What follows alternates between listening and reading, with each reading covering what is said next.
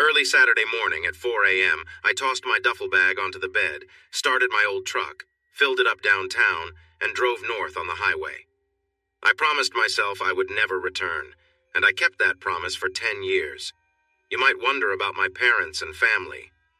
I had worn out my welcome in that small town, and I didn't feel close to my parents, so saying goodbye was not very hard. If you're interested, let me share what happened over the next 10 years. 80 miles northwest of my hometown, I stopped to grab a burrito at a store and took US 83 to Junction. Driving through the beautiful hill country was exciting for someone like me, and Junction was a charming little town by the Llano River. I saw some girls enjoying themselves on the water, but I had my own goals. I picked up some barbecue to eat and continued west on I-10 toward Fort Stockton-Pecos and my final destination. As soon as I reached Reeves County, I saw the work camps. I followed the road to a busy stop near Orla, where it took a long time to get through the traffic, even late at night.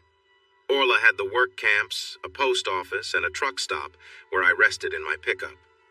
By dawn, it was noisy and crowded. After paying for a shower and changing clothes, I drove to meet my new boss. We had met at a skills training camp when I thought I might become a college football player, but I stopped growing at 6 feet and 204 pounds, and my speed didn't impress anyone.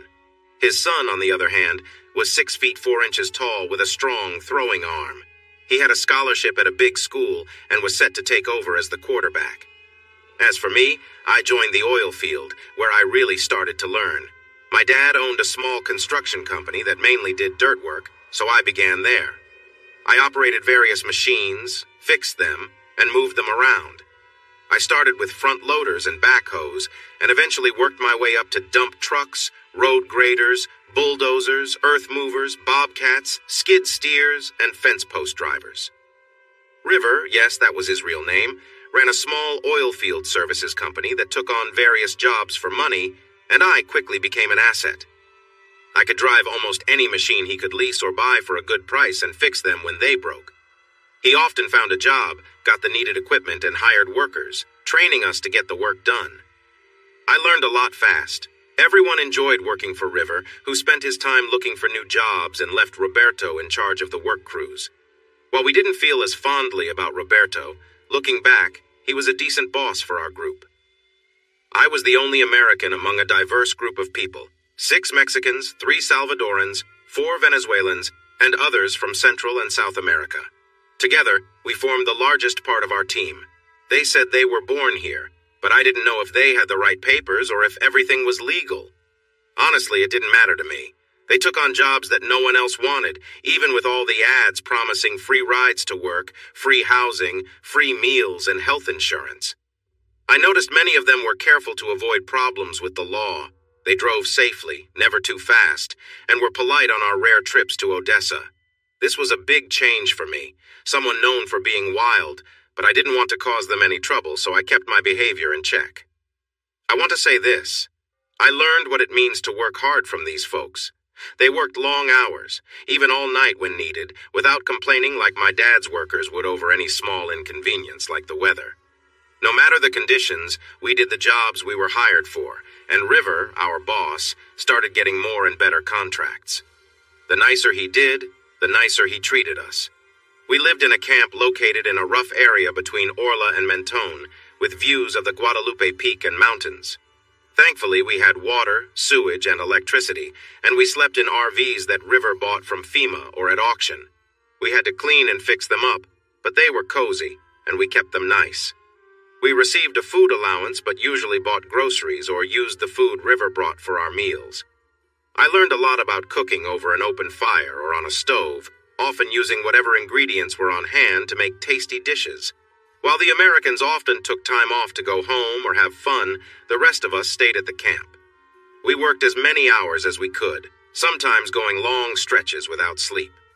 River would regularly bring us a truck full of food and drinks, so we didn't go out much, which helped my bank account grow from 3 digits to 5 and then 6. My bank had an investment advisor. River suggested I meet with her to help manage my savings. I did, and while I tried to charm her, she was happily married. Still, she liked my compliments and promised to let me know if anything changed. My Spanish was better than the English of my co-workers, so when we were together, we mainly spoke Spanish and a mix of Tex-Mex for safety. Away from work, they asked me to speak English to help them learn the language of what they hoped would be their new home. Sometimes, after we finished a job, River would bring us some drinks and food to cook outside. We would listen to music, play guitars and an accordion, sing songs, share stories, and talk about our dreams. Their dreams often included becoming citizens, bringing their families here, and living the American dream in a small way. Others, especially those from the area, came and went because this wasn't the life many Texans wanted. They worked until they had enough money or found the work too hard, and then they left. We migrants kept enjoying our lives, saving money, and reading books in our free time. I was happy and saw myself doing this 5 years from now. Then came the day when I was free, relaxing and reading when River came by and asked me to ride with him to Carlsbad. On the way, he told me we were meeting 3 ranch owners who needed help with oil spills and that the oil companies would pay for it. He was very enthusiastic about the opportunity. "Boss man, do you really want me to talk to these wealthy people looking like this, with my unshaven face, long hair, and old boots?" I asked. "They've heard my sales pitch before. All you need to do is reassure them that we will get the job done. You'll understand once you meet them." That was my instruction. For the rest of the ride, we talked about football and his son's good year at school. When the meeting started, I was polite, apologized for how I looked, listened quietly, and spoke only when someone addressed me. My father may not have been a good role model, but he taught me to respect those in charge, and these 3 seemed to appreciate that. Finally, it was time to convince them, and they weren't sure we could do the job. River looked at me, and I decided to speak up. "Sirs, we might be a mismatched group, but if you ask anyone we've worked with, they'll say we get the job done. We work hard, pay attention to your land, leave gates as we found them, and ask for your feedback so we can improve.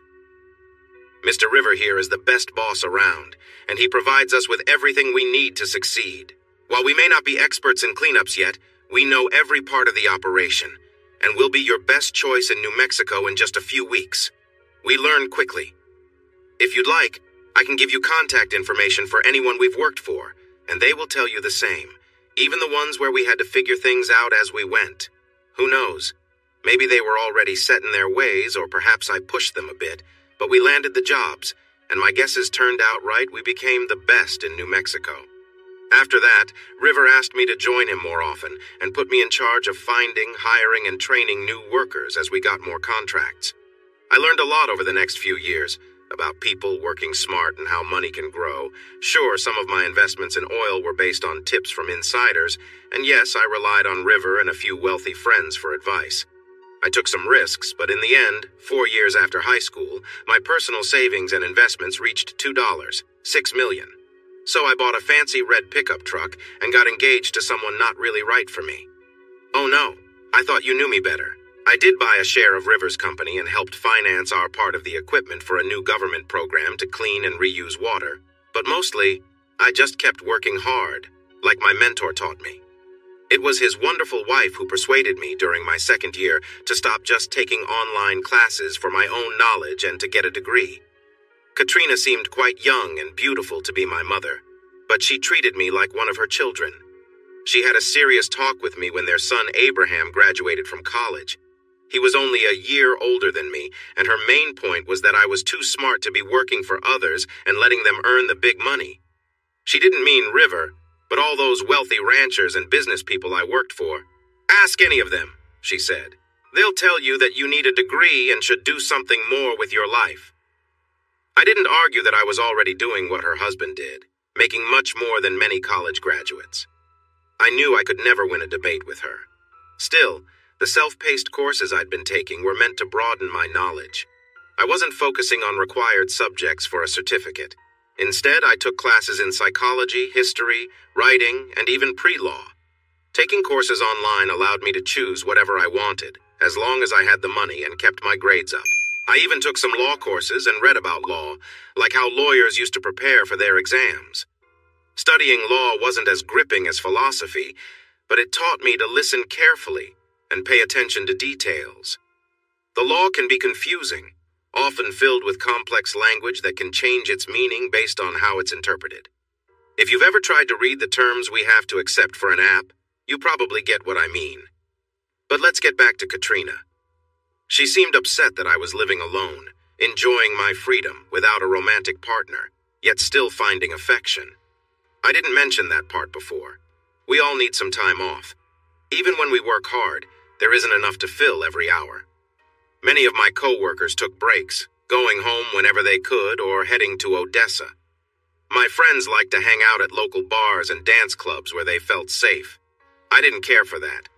Going home didn't appeal to me, and Odessa had its share of rowdy people. I got into a few scuffles there before I realized that winning a fight often meant dealing with more trouble afterward. People would talk tough and try to challenge you, but didn't know how to accept defeat. After a tough fight against 4 guys one night, I decided to create a workout space in an unused room at the office and signed up for an online self-defense course. It ended up being a good choice, as I learned self-discipline and how to handle tough situations. Feeling lonely, I started visiting smaller towns like Carlsbad, Hobbs, and Kermit. That's where I met Glenda. She was wealthy after a tragic accident that changed her life forever. Thanks to her settlement, she didn't need to work, so she opened a cafe to keep herself busy. Glenda was 10 years older than me, but she still looked like the cheerleader she once was. She wasn't dating the local guys for several reasons, including that her family lived nearby, and the local men often drank too much and boasted. Being an outsider, I caught her attention with my humor and charm. We developed a close connection, and I discovered she was quite experienced in relationships. To this day, I have never been with someone who enjoyed being close as much as she did. With some careful guidance and plenty of practice, she helped me become a better partner, and I felt pretty good about it. She was so proud of my progress that she even suggested I help out a time or two, kind of like sending bees from farm to pollinate the crops. The first time was with her sister, who was dealing with a lazy, unkind man she had married just because he was the best partner she had known. Cindy and I spent a weekend at Glenda's cabin on a mountaintop near Ruidoso. By Monday, she had hired an attorney, and the man who caused her so much trouble was asked to leave her home by a deputy sheriff on Tuesday. The next time she mentioned me helping someone, it led to quite a situation and eventually brought me here. It was a 44-year-old woman who needed some confidence after her husband left her for someone much younger, leaving her with 3 teenagers to care for. I listened to her, offered comfort, and let her cry for hours on Friday. On Saturday, I helped her feel good about herself in ways that surprised even her. By Sunday morning, she seemed a bit different, but that afternoon we enjoyed being together again, and she felt happy and confident when I took her home. Everything was fine until she shared the story with a friend who happened to be married to Tom Bean. Tom and his brother Jerry owned a large amount of land in the Delaware Basin, and we had worked for them a lot. We weren't very close, but had a friendly working relationship. So I was surprised when I received a message inviting me to dinner at Jerry's place the following Friday. I called my friend River, who laughed and said, "Who knows? Those guys are a bit wild, but if they invited you, it was likely their mothers who suggested it, so just go looking nice and polite. It might lead to more work for us." I did my best to look presentable, and the mothers, Doris and Diane, both took notice. They were sisters married to brothers and were very attractive. Still, I didn't want to ruin a good business relationship for a little excitement, especially since I already had 2 willing partners and someone helping me with my own needs. I joked around, flirted a little, and had fun until their husbands arrived and invited me into the sitting room for some whiskey. I didn't know much about it, but I was eager to learn. I listened as they discussed different types of scotch and their favorite Irish whiskeys, and I quickly picked up on the conversation. I felt a bit out of place among the wine experts, but I did my best to fit in by nodding and agreeing with what they said. The wives called us to dinner, and I found myself sitting in the middle of a long table across from a younger woman. She seemed distant, but I smiled and said hello. She gave me a dismissive look. I introduced myself, and she finally told me her name was Shay Lynn. I asked her what she studied, and she said she was a junior at the University of New Mexico in Albuquerque, proud to be part of Chi Omega. I wasn't sure if we were really having a conversation or if she was setting me up for some embarrassment. Still, I decided to go with it.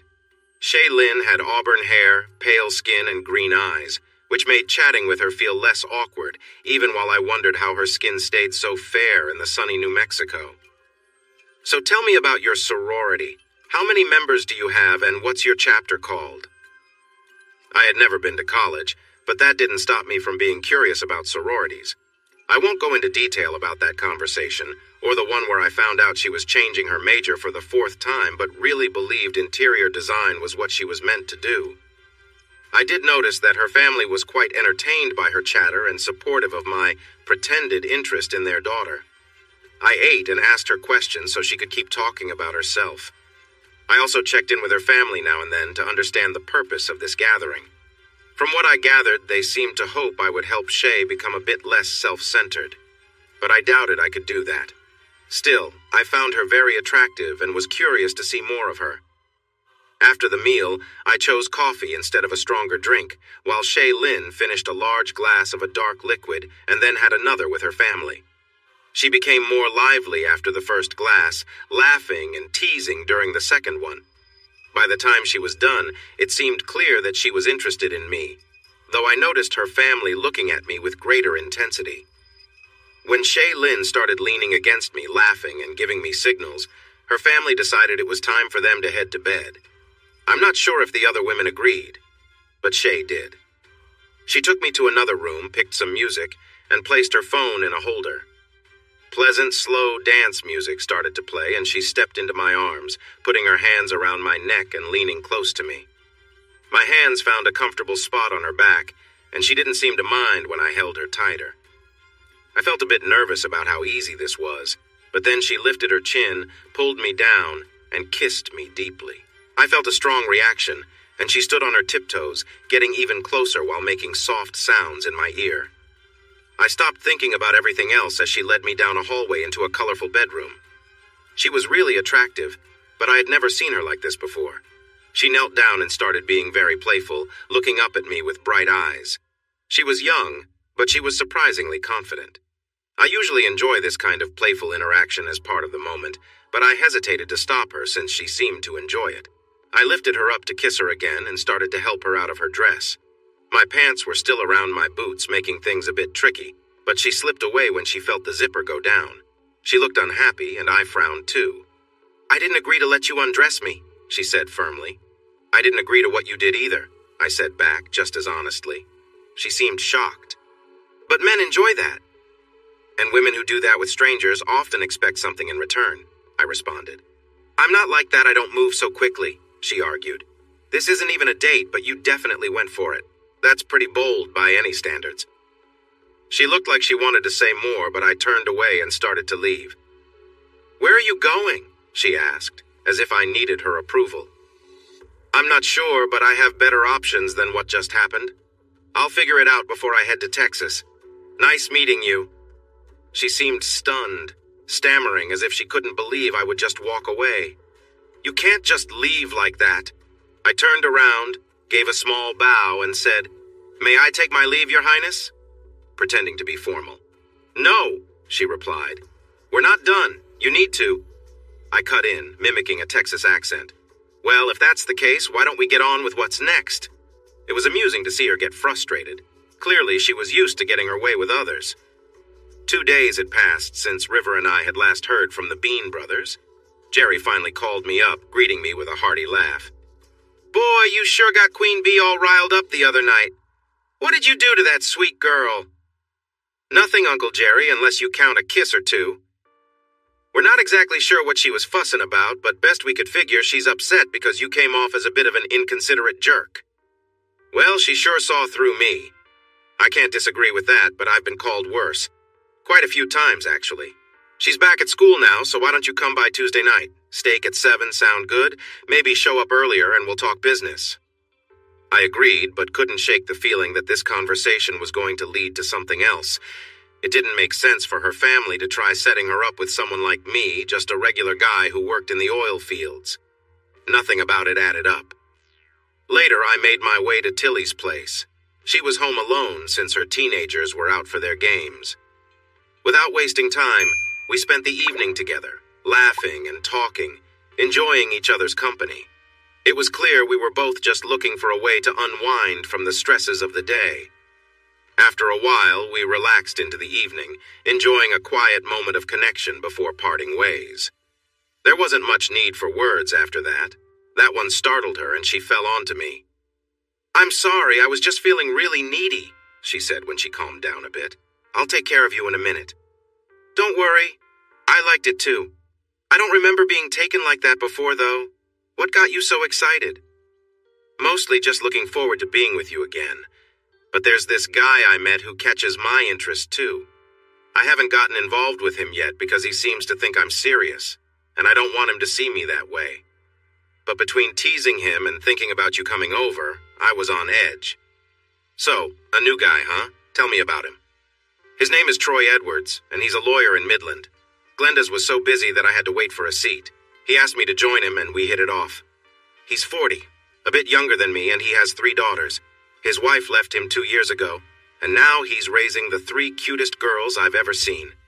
They're 16, 14, and 12, and they're just the sweetest. When I went to meet them, they asked me to go shopping, and the oldest even said she wished she could look pretty like me. That sounds good for him. How do you feel about him? Not about his daughters, just him." "Oh, he's great. My boys were a bit cautious at first, but after he took us fishing and they met his girls, they seemed to really like him." "Then stop using me as a substitute. Have a talk with him, be honest, and then enjoy your time together. If he likes you as you are now, he'll absolutely love being with you even more." I didn't stay much longer. Her thoughts were on someone else, and her boys would be home soon, so I gave her a quick kiss and headed back to the camp. I felt a bit restless since I hadn't gotten to relax, so I finished 3 more lessons in my online courses. The Spanish course was going well, though it didn't quite match the Spanish I spoke every day. The English course was tougher since it seemed to lean more towards East Coast dialect rather than my own, but both were needed for graduation, so I kept at it and was getting good grades in both.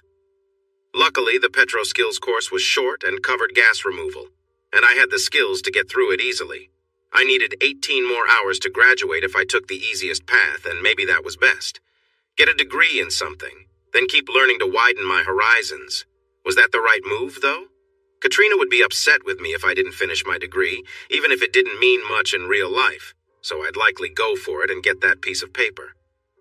River showed up at 8, telling me to get ready because we had a new opportunity to explore. I was glad I did because it went so well that we landed a contract right away, big enough that I would need to hire more people. Help was hard to find, but we paid well and provided good housing and working conditions. That meant I often recruited experienced workers from other companies that didn't treat them as nicely. I finished my shift at 5 and got to Uncle Jerry's by 6:03. Doris greeted me with a warm hug. I was not in the best mood after dealing with Tilly, but I let my hands wander a bit as she held on a little longer than usual. I know I shouldn't have, but it felt like she didn't mind. She wrapped her arm around me, ran her hand across my side and down my stomach, pausing at my belt. She complimented my fitness and led me to the back door. Jerry was cooking on the grill and waved me over. Before we separated, Doris playfully squeezed my side and winked at me when I glanced back. I quietly remarked, "Someone like you should know better than to tease." She smiled and replied, "Who's teasing?" before heading back to the kitchen. She looked good, and her confident attitude made her even more appealing. Jerry and I talked business while he grilled, enjoying some beers. He had 5 steaks sizzling, which meant he either had a big appetite or was expecting company. That was quickly answered when Tom and Diane came through the back gate. After greeting Tom with a handshake, I received a hug from Diane that was a bit too tight and lasted too long. Tom walked toward the grill, so I responded to Diane's friendly manner in kind and warned her again about teasing. She confidently replied, "I'm not teasing and neither is Doris. Anytime you want." I almost invited her right then and there, but that would have been rude, so I just winked at her. She left, moving playfully like her sister. When I turned back to the guys, they were all grinning at me. I grabbed a fresh beer and joined them. "You sure have some great women," I said, and they laughed. "That we do, but they are quite the flirts," Tom replied. I almost disagreed but kept quiet as we wrapped up our business before the steaks were ready. We were set to clean up more oil spills on their Artesia ranch. While this was good news, it also meant I needed to find, hire, and train more workers, which wasn't easy since skilled people willing to learn were hard to come by. We were known for treating our employees well and paying them fairly, but we also expected them to follow all the rules, those set by the landowner, the state, and federal laws, and our own company guidelines. We valued a strong work ethic and a willingness to learn. In the oil field, many workers were not very motivated, but there were also a good number of dedicated, hard-working individuals. These are the kind of people we wanted, but so did other companies. I often encountered these hard-working individuals in convenience stores and cafes where they would offer their help if I had any job openings. The challenge was that we didn't just need someone to fill a specific role. We required versatile workers who could do various tasks. The oil field is always changing, so we needed people who could drive trucks, operate machines, or weld. However, our small company needed individuals who could do all these things and more. I realized I would need to be clever in finding the right people. Even though it was risky to admit that we were short-staffed for a new project, I asked Jerry and Tom if they knew any reliable workers available for hire. They exchanged glances and chuckled. Tom said, "Actually, old man Flannery is planning to retire soon, and he has some great people. He worked on the roads, fences, and a lot of other projects for us at the Artesia Ranch. He doesn't want to stop working, but he's getting older, and both he and his wife have health issues. He mentioned yesterday that he wanted to help his workers find new jobs since they all have families to care for. Should I call him and introduce you?" Tom made the call, and it was a success. Flannery had 13 workers he strongly recommended, 3 he was unsure about, and 2 he didn't think would be a good fit. Even so, having 16 extra hands would really help clean up the Artesia Ranch, as long as they were willing to learn and take on other tasks. The meal was excellent, featuring well-chosen steaks, southwestern salad, guacamole, and steamed asparagus. The conversation flowed easily and was quite enjoyable. Tom and Jerry both had degrees in agriculture and business from New Mexico State. Doris and Diane graduated from Texas Tech. They were sorority sisters who met the Bean brothers at a football game during their senior year. The brothers were invited by a friend with a luxury box, while the sisters were guests of a wealthy couple they referred to as aunt and uncle because their families were close friends. The brothers noticed the sisters in the buffet line, decided to approach, and introduced themselves at the dessert table. It took a few dates to figure out who was right for who, but there was no shortage of attraction. Once they figured it out, serious dating began, followed by deep feelings and eventually engagement. The joint weddings in Albuquerque, a month after graduation, were amazing. The older Beans shared part of their wealth with the couples as wedding gifts. Tom and Diane received the family home, which had been empty for over 10 years, while Jerry was able to build a new place for himself and Doris with help from his parents. The Edwards, the girls' parents, gave them a month-long trip to Europe and the Mediterranean, luxurious SUVs, and built impressive trust funds for their future children. They were wealthy from solar and wind energy, not oil and gas, but both families had plenty of money. Even though they grew up with money, all 4 kids were very down to earth. I learned that Shaylin had a bit of a snobby side. There was little talk about her cousin Julie, who was Doris and Jerry's daughter. Julie was studying medicine at a prestigious college in New England and rarely visited home. The Beans hoped she would return to practice medicine, but they worried that the excitement of New York City would be too appealing for her to resist. I laughed at that, and someone asked why. If she's as attractive as her mom and smart enough to do well in a top college, recruiters will be all over her. I'm here by choice because I love it and appreciate the land. You all grew up here, but let's face it, shopping in Midland is nothing compared to the best places in New York, and the nightlife in Carlsbad is not the same as in Manhattan. And how do you know that? Your favorite nightlife is in Kermit, and you've never been east of Sterling City, let alone New York City, Doris said. He noticed the comment about Kermit, but stayed quiet.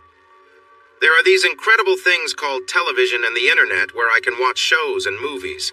I've seen places like New York City, London, Berlin, Rome, and the Greek islands from my recliner outside Orla. Shopping NYC is one of my favorite things to watch, and I love the series NYC at Night. There are some lovely people enjoying life in that city. From what we hear from River, you could easily join them instead of spending weekends in Kermit, Diane replied. Not for long. Those folks have a different lifestyle. Besides, there are wonderful people right here like you two and at Glenda's place. I have no reason to spend money in the city when I can enjoy the company of great people within an hour's drive. I'm a simple man with simple tastes. So what are your plans, young man? I hear you have about 150 college credits, but no degree. And Katrina is worried that you're just going to keep learning and learning without ever getting your bachelor's degree, Doris asked, sounding a bit like Katrina when she had asked the same questions. To keep Miss Katrina happy, I'm working on the last 18 hours I need to graduate. Having a degree won't really make me any more prepared for my job than if I just kept taking classes on different topics, but it will satisfy her, so I'm going to do it. I'll probably finish by summer, even though 9 of the required hours are classroom hours, meaning I have to attend online classes with a professor and other students. That makes things slower, but it's not the first time I've taken online classes with attendance rules. Right now, I'm getting an A in all of them. But I might get my first B because I have a new professor who doesn't like to be questioned. I just want to ask some easy questions to understand better. So, what degree are you working on and which online school is giving it to you? Doris asked, sounding a bit critical. My classes come from several online schools, so I have many options. Texas Tech is a bit more flexible, so they are giving me a degree in criminal justice with a focus on legal studies. It's a sort of plan for law without actually going to law school. And let me explain useless. I don't mean the classes are pointless for my job. I mean that the degree doesn't prove I learned more than if I had just taken the same classes without the degree. With how legal things have become in my field, understanding the law better will be useful, so I won't stop taking helpful or interesting classes after graduation. I'm fairly young, healthy, single, and I have a good group of friends and acquaintances. I enjoy my job and don't spend a lot of money, so I've saved and invested what I earn. I grew up without much, but I don't plan to live that way forever. As I tell River, Miss Katrina isn't my mother, but she is someone I respect. I'm letting her guide me into getting my degree. It doesn't mean much to River, Tom, Jerry, or anyone I work with, and I won't brag about it. It's just a piece of paper saying I did what I needed to do to get it. Looking around the table, I realized I might have been mistaken. Doris and Diane had wide eyes, and Tom and Jerry were looking at me differently. Doris spoke first. You're getting a criminal justice degree from Texas Tech with a focus on pre-law, and you have a 4.0 GPA? Does your favorite friend know that? Well, not exactly. She often says to get a degree, so I'm working on that to please her. She mentioned that it doesn't matter which degree, so we haven't talked about it further, and I'd like you to keep it between us. River and I plan to take her shopping in Lubbock and surprise her at my graduation. Okay, we'll keep it a secret, but only if you get us tickets. We might not be your favorite friends, but we want to be there too, Diane exclaimed. I would be honored, I replied, then smiled at Tom and Jerry. You both are at the top of my favorite list, but I don't know your husbands as well as I know River. He understands that his wife has a playful side, and he prefers she flirts with me than someone else, so he encourages it. I know your husbands find you lovely, but I'm not sure how they would feel about me being playful with you, much less mentioning you on my special list. Come on, do you think we don't know you appreciate beautiful women or that our wives aren't flirts? Sometimes Doris looks at you like you're something special, and I've seen you check her out too. We're not jealous, or we wouldn't have married such lively ladies. Just keep it friendly like you have, get them excited, and we'll keep pretending we don't know, right, Tom? Diane made a sad face. So we can't take this strapping young man upstairs and give him a few tips? Tom smiled. I think you're a bit behind if that's your goal, considering his relationship with Miss Glenda, her sister and friends. Yeah, and don't say it would help our relationships because you just use what you learned to add some fun to ours, like Linda did with Les, Jerry joked. Hey, don't look at me. I don't know Linda and Les, I assured them, pretending to be offended. They laughed, and then Diane said, That happened in Las Vegas. Linda is a striking blonde who spent some time with a charming guy while Les was winning money at the casino. When he found her, she jokingly said she was going to stay with this guy, who was going to show her things she hadn't experienced before. But she would return to Les afterward to give him some lessons. The guy she was with was sitting next to her, looking sure of himself. He was much bigger than Les and thought that would keep Les from doing anything about it. That turned out to be a big mistake, Diane explained. Yeah, he didn't realize Les is a tough guy from El Paso who has been in a lot of disagreements in his life, Tom chuckled. Not to mention he got those strong muscles from hard work, not a gym. He took a step forward, knocked the person off the stool with one quick move, kicked him a few times, and then pulled Linda toward the nearest elevator, saying he would show her some new things. Doris continued. Les knew a lot, But he held back because Linda was shy and not used to things when they got married. He didn't want to treat her poorly. Linda said he was rough with her and pushed her too far, telling her that if she wanted to be treated badly, he would do just that. After a couple of hours, she was pleading for him to stop, but he didn't listen. She says it lasted for 2 more hours, and she couldn't walk properly for a week afterward. They are very open about what happened, and Linda admits she's a free spirit at heart, so we use their story to teach others, Jerry added. I looked confused and asked, "How is this a lesson?" "It sounds like wives might want to try something new with other guys to see what their husbands are hiding." The 2 couples laughed and agreed, mentioning they had done this a few times themselves. "We both have a wild side just waiting to be let out," Diane said with a playful smile. "They enjoy unleashing it and then bringing it back in." "Well, I don't see how I'd fit into all of this, but if you ever need someone to check if there's something missing in your education, let me know and I'll be happy to help." Neither responded to my offer, and the rest of spring flew by as we hired and trained new teams. All 16 of Flannery's men proved to be skilled workers, and one guy he had doubts about turned out to be a clever young Apache with strong leadership skills.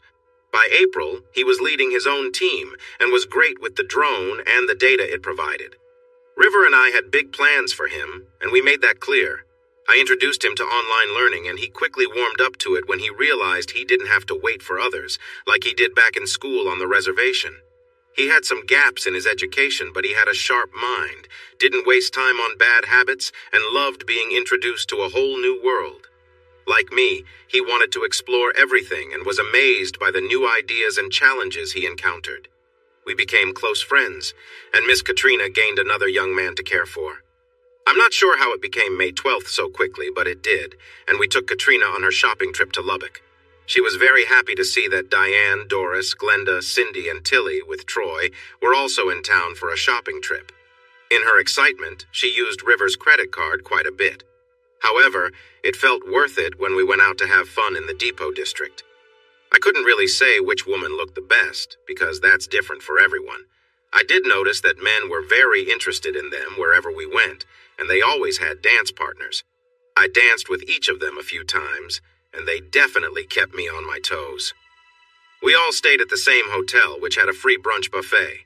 I made an excuse to leave before 11, went to my room to get ready, and then headed to the United Supermarkets arena. They organized us and explained what would happen and then brought us to a waiting area.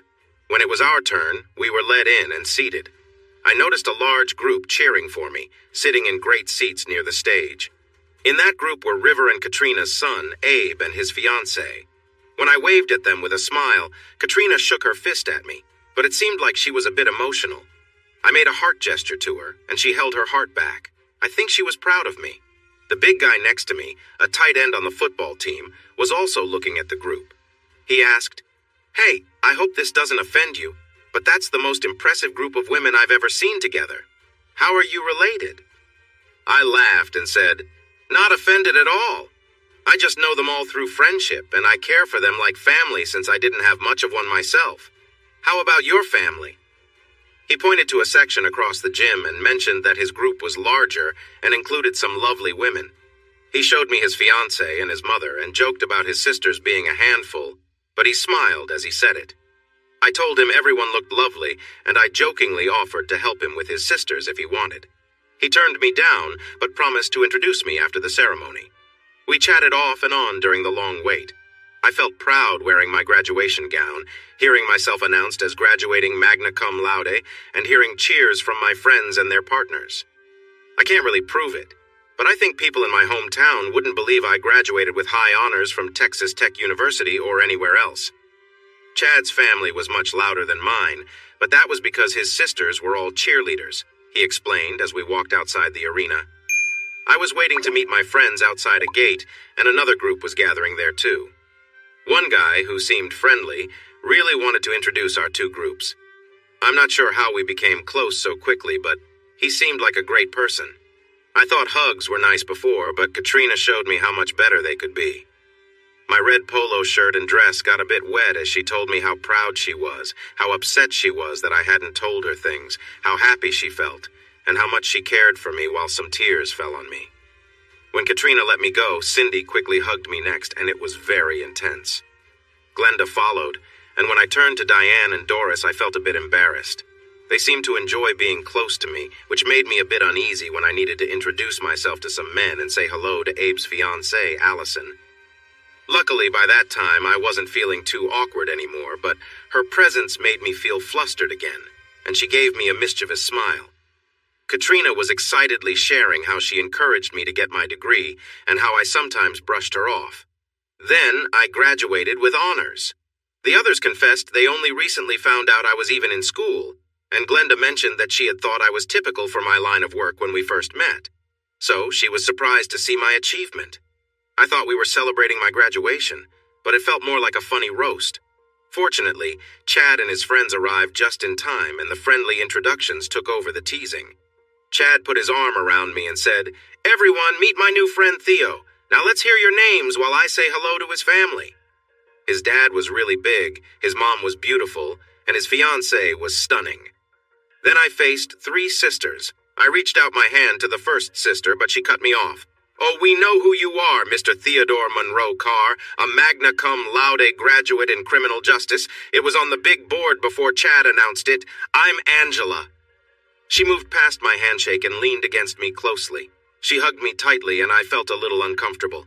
She laughed, whispered, "You're easy to fluster," and then passed me to the second sister, Kelly, who also gave me a strong hug and giggled before handing me off to the third sister, a cheerful blonde girl. By the time Shannon let me go, I was feeling quite eager and ready to show her what happens when you make fun of wild creatures. Luckily, Chad's fun grandparents were next, and they joked about their teasing granddaughters. They praised me for graduating at the top of my class and asked me where I lived. When I said Orla, and mentioned this was my first time on campus, they were very interested in my story. River and Chad's dad were laughing loudly, insisting that fate must have brought us together since we both had reservations at the same steakhouse. It was time to head out. Everyone went to their vehicles, which were mostly SUVs and nice pickups. I had treated myself to a fancy pickup, last year's GMC HD 2500 Denali with 4-wheel drive. I never thought I would own something like that, but the last owner had a little accident with it before selling. He had brought it home, then used it to tow his boat to the lake, where he had a minor collision. The insurance company was keen to fix it up, but he and his wife decided to take a settlement to buy a brand new one. After some back and forth, he got his offer and went for a new truck. It was great to have some extra cash, right? The body shop assured me there was no serious damage, and they showed me what they had done to fix the truck. I paid about half what the last owner did, but many people were hesitant to buy it because of the accident, so it was headed for auction. I bought it for a little over the minimum and drove it off feeling proud. I felt even better when my mechanic checked it out and gave it a clean bill of health. All my friends had rides to the ceremony, so it looked like I would be alone until the 3 girls offered to ride with me. By then, I was starting to rethink what I thought about them. They asked a lot of questions and joked around, but they were genuinely curious, nice, and really friendly, on top of being attractive. I know it seems odd to say that, but you can be pretty and not friendly, and you can be friendly and pretty at the same time, just like these 3 cheerleaders. Angela was a 22-year-old senior, Kelly was 20 and a junior, and Shannon was 18, a freshman. I was trying to focus on driving, especially with the great company and their stylish outfits that showed off their legs and arms. My chance to closely look at legs was just with Angela, who I called Angie, sitting next to me in my nice pickup truck. I could see the upper bodies of her younger sisters in the mirror behind us. After taking a good look, I thought they looked great. Angie didn't like that I was noticing her sisters, so she turned around to chat with them. Her left knee was touching the side of the truck while her right foot rested on the floor. I could see her smooth leg, and I could guess what she wore underneath. The lane warning beeped while I was distracted, so I quickly steered back to my lane. I tried to ignore their laughter and not crash my fancy truck again. That lovely leg was hard to overlook, but I just took quick peeks, even though my curiosity kept growing. The GPS said to turn right, then told me we had arrived at our destination. Like a true gentleman, I rushed to open the door for Shannon, then for Kelly, and finally for Angie. I won't go into details about what I saw, but it was quite a sight. I would have plenty to think about for weeks. Glenda and Cindy, who were about 15 years older, pulled me away from the others and sat me between them before anyone noticed. This made Angie and her sisters a bit upset. They started to tease me and act like we had a special bond that was unusual for someone my age. Katrina surprised me when she pulled my chair back, sat on my lap, and gently scolded me for not telling her about my plans for graduation. She thought I wasn't interested in it at all, especially in pre-law, I corrected her, explaining that pre-law was just a path at school and that my degree was in criminal justice with a focus on legal studies. She then asked if I had chosen a law school. I had to clarify that I hadn't. I told her that Texas is one of the states where you can take the bar exam without a law degree, and I was thinking about reading the law and maybe taking the exam someday. She offered to pay for law school, but I explained that I had the funds. I could make just as much money during the 3 years in school due to the contracts we already had and those we were expecting. She switched between playfully bothering me and giving me kisses for a bit, and then River came to pick her up. The waiter came to take our drink orders. Most people chose beer, wine, or mixed drinks, but I stuck with sweet tea. I had been drunk once before, and I didn't want to feel that way again. I knew the next stop on our graduation party was a dance hall. I planned to enjoy a little drink there and dance as much as I could with the lovely women around. Doris and Diane both sat on my lap, playfully acting out some moments from Katrina's story, including some kissing and gentle teasing. They giggled and leaned in closer, giving me soft kisses. I glanced at their husbands each time, but they just shook their heads and smiled. With the married women out of the way, the single ones began to get closer, taking turns playfully touching my leg. Angela looked at me with a serious expression. Kelly smiled back at me, and Shannon seemed curious, eager for more fun. It seemed like she wanted to show she could keep up with the older women, or was hoping to learn from me. Shannon was full of energy and excitement. Kelly was more like a sorority queen, slightly taller and slimmer than Shannon, fitting the modern idea of beauty, though she somehow seemed less appealing than the others. Big Sis appeared to be the most studious and ambitious, more mature, and less likely to be interested in someone like me. Right now, she seemed curious about me, but I knew that wouldn't go anywhere, and rightly so. I came from a working-class background, while she was from a wealthy family. We were an unlikely pair, especially since I planned to hang my diploma in my trailer and go back to the job that had helped me escape poverty and offered a chance for a better life. I doubted she would see my 32-foot trailer in Orla as her dream home, even though it had extra room and features my childhood home didn't have. It had working toilets, a stove with all the burners, and beds that were more comfortable than what I grew up with. I kept it cleaner by sweeping daily and mopping every other day, compared to my childhood home, where cleaning happened maybe once a month or whenever we ran out of clean dishes. I didn't know much about their family, but since Chad went to a prestigious high school in Dallas and his dad was a senior partner in a well-known law firm, I made certain assumptions about them. It didn't really matter to me. I was just looking for some fun, not a serious relationship. After eating, drinking, and sharing stories that started off embarrassing and eventually turned into bragging, we passed the time. Our plans for the dance hall were set for 7, so we went back to our rooms to relax, freshen up, and change into casual clothes. What was supposed to be a 3-hour break turned into some unexpected fun with Glenda and Cindy, who needed to head back to Kermit by 6. That left me with just an hour to regroup, freshen up, and change. To be honest, I wasn't really thinking about anything exciting when I joined the group downstairs. Since everyone planned to drink a lot, River had arranged for a van to take us to the Wild Wild West and back. After my earlier excitement, I felt drained, but seeing 3 confident women and Abe's fiancé in their stylish outfits definitely caught my interest once again. When Chad's group arrived, I realized I was feeling energized. Chad's mom and grandmother were both attractive, and his fiancé, like Abe's, was beautiful. Not to mention Chad's 3 sisters, who were quite impressive too. You might think that mothers and grandmothers dancing with a recent college grad would be proper and reserved, like a simple mother-son dance at a wedding, but that wasn't the case. Even Katrina got a little flirtatious with me, whispering playful comments in my ear, and the Edwards sisters were even more lively. I was surprised when Chad's elegant mom took me to the far side of the dance floor and playfully danced close to me. Even more surprising was her grandmother, who looked much younger than her age, doing the same. The biggest shock came from both fiancés, who hinted at creating a memorable graduation experience if I came to visit them, leaving me with quite an intriguing thought. I wasn't sure if they were serious or just teasing, but it was confusing for someone like me who believes in genuine connections. Anyway, having these wonderful women with privilege offering attention to a regular guy like me was quite overwhelming. I had to work hard for every date I had in high school, and no one ever told me I looked like a movie star. In my mind, I was just an average guy with sandy blonde hair, a regular face, blue-green eyes, and a fit body from many years of hard work. My father had me working at a young age, sorting parts and supplies for the mechanics.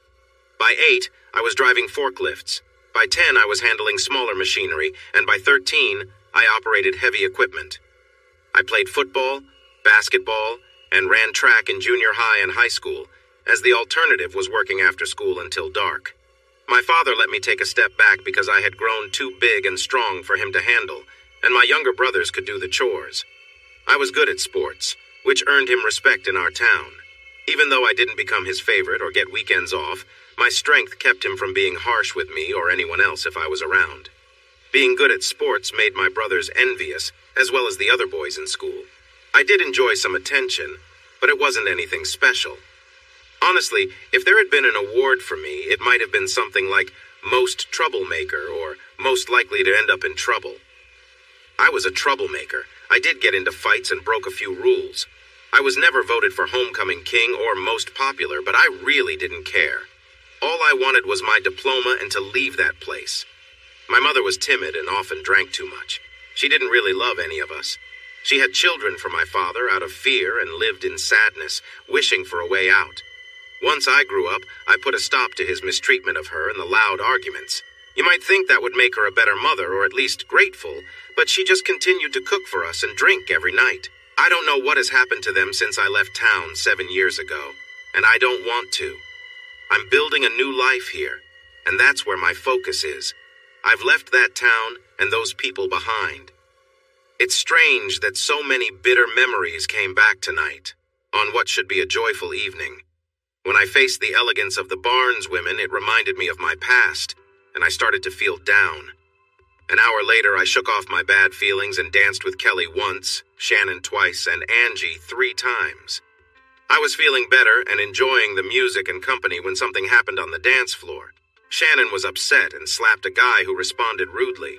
My friends Chad and Abe were nearby, which turned out to be helpful because the disrespectful guy was with a group of friends. I defended Shannon, landing a solid punch to one guy and kicking another in the knee. Just as I was dodging a hit from a third person, he fell to the ground. It was 3 of us against a larger group, but then Daddy Barnes, River, and the Bean brothers showed up. Chad knew a lot of martial arts, and Abe was skilled in kickboxing, so they were holding their own in the fight. I had taken a light hit to the eye and another to my mouth, but I mostly dodged them, so I felt lucky up to that point. Still, there were quite a few people who wanted to take me on. Daddy Barnes was a big guy, just like you would expect from someone who played in the NFL.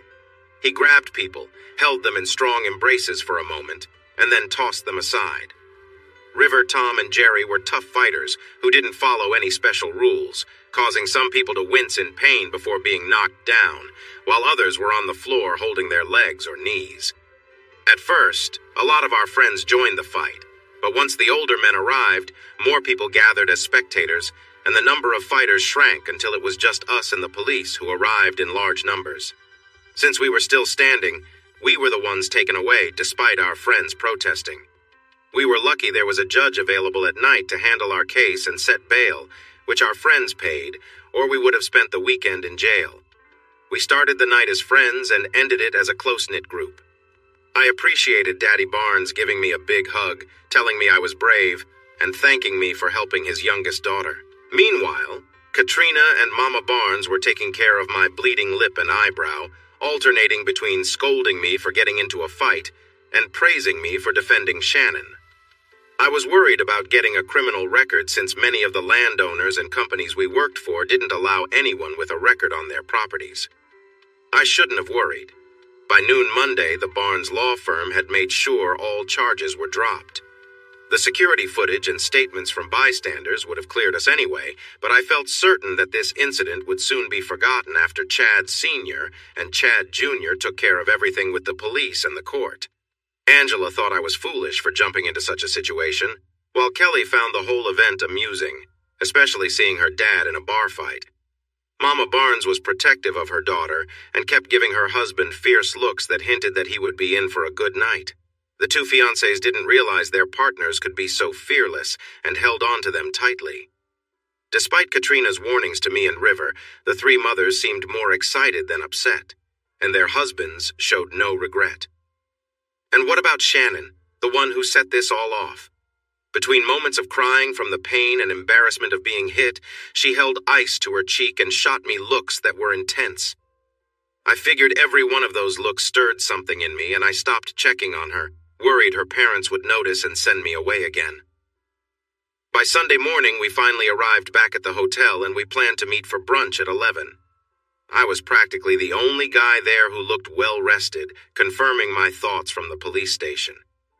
Angela seemed to think that maybe I wasn't so reckless after all, especially with the swollen cheek and black eye that Shannon had. Mom even asked if she wished I had stepped in if it had been her instead. Kelly found it funny, but she also seemed to flirt more than usual. Shannon kept her head and cheek covered with a hoodie, trying to hide her face. She really warmed up when I told her how brave she was for standing up to someone much bigger than her. I also said she was so beautiful that she should take self-defense classes like Chad, and her sisters should too. After brunch, we all started saying our goodbyes, sharing hugs and promises and going our separate ways. Angela slipped her phone number into my pocket.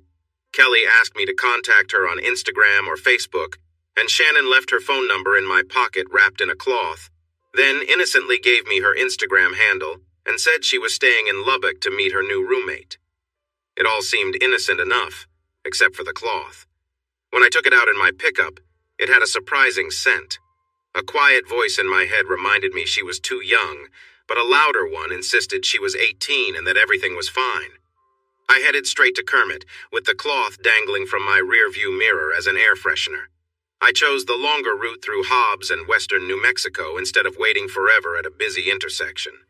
Tom called, offering to buy me dinner in Hobbs, but I turned it down to rest my bruised lip and eye. He agreed, but only if I promised to have dinner at their house on Friday. I happily accepted when he mentioned his special recipe for prime rib, claiming it was the best in New Mexico, and Diane's scalloped potatoes being the best anywhere. You'd think I would have caught on by now, but I just kept wandering around without realizing anything. Once home, with ice packs on my face, I called the number to thank her for the air freshener. She giggled and asked how my face was healing, and I avoided mentioning that it would be days or weeks for both of us to feel better. She insisted she could not show up to meet her new roommate and her parents looking like this tomorrow. She needed to find a way to fix it quickly or cover it up. Sweetheart, you're beautiful. A little color around your eye and a swollen spot on your cheek only drops you from a 12 to a 10. So don't worry. Just use matching eyeshadow on the other eye and cover up the discoloration with some makeup.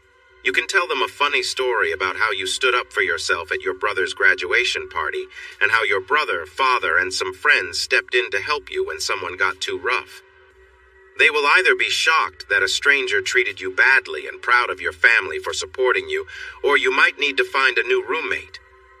You don't want to spend the year with someone who looks down on you for defending yourself.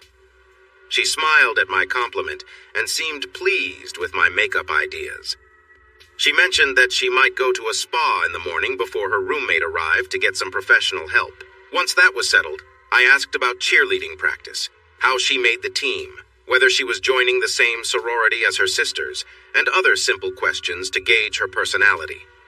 Being the youngest in a wealthy family usually means a bit of self-involvement, but I wanted to know if she could be more than just that. As she talked about her high school clubs and activities, I was taken aback. Yes, she had been a cheerleader for 4 years, and head cheerleader in her senior year, won prom queen, was voted most beautiful, and was a favorite of the class all 4 years.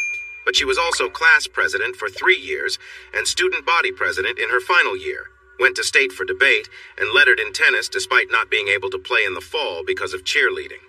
Honestly, I was surprised I had underestimated her so much. I felt bad for judging her based on looks and family background. She put me on hold to book the spa appointment, then came back to ask about my childhood, my family, what I do for work, and my future plans. I gave my usual vague answers to keep my family details private, but shared that I excelled in basketball, was named to a second-team all-state football list, and participated in track and field events. Then she asked the question I expected: why didn't I go to college? I told her the easy answer was money. We didn't have any. The scholarship offers were from small schools far away or not very good ones in Texas. So I decided to go work in the oil fields and figure things out later. She pointed out that she knew I was not being completely honest about my family and my lack of interest in college. She asked some smart questions to learn more without showing that she doubted me. She was curious about my friendship with Katrina and River, and that my close friends were migrants from Venezuela, Central America, and Mexico. She also saw that the Beans, who were supposed to be clients helping celebrate my graduation, were just part of my story, and she teased me about my attempts to explain how Glenda and Cindy were just friends I made at Glenda's Cafe in Kermit. I responded by saying, even if there was more between us, I wouldn't admit it because I try to be respectful. They are lovely women I admire and care about, so let's leave it at that and talk about something else. She quickly changed the topic to my online studies. She was impressed that I could earn credits for so many challenging courses without having a professor or teaching assistants to help. Shannon, everyone learns in their own way. I learn best when I work alone, solving problems independently, and seeing course material as a way to grow my knowledge, not just to earn credit. Many prefer the classroom, but most of my classroom time felt unproductive back home. I like flexible, challenging courses that apply to real life. Of course, that doesn't apply to subjects like philosophy, history, or social sciences, which are meant to make you think and challenge your ideas. She took my words to heart, and we spent the next hour in a friendly debate, the kind where you listen to each other's views before arguing against them. She was young and hadn't had much experience with this, but I could see she was very smart and had a sharp mind.